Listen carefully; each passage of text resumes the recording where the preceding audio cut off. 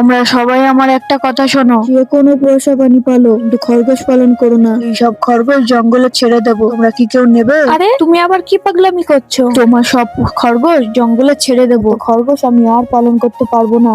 আরে এগুলো পোষা খরগোশ, বন্য খরগোশ না, এখানে ছেড়ে দিলে ওরা বাঁচবে না, বাড়ি নিয়ে চলো। আমি সত্যি খরগোশগুলোর উপর খুব বিরক্ত। এত খরগোশ পালার কি দরকার? হ্যাঁ, তার চেয়ে তুমি এই ছোট মুরগি পালতে পারো। তুমি বেশি করে পালো। এই মুরগি দিনে 6টা করে ডিম দেয়। তাই? তাহলে ডিমগুলো ফুটাই, ডিম থেকে মুরগি হবে, আবার ডিম দেবে। যা ভালো লাগে তাই করো। এই মুরগি বস, ডিমে তা দে। এই যা পালালো। পাগল, ও এভাবে তা দেয়? এই নাও মিনি ইনকিউবেটর।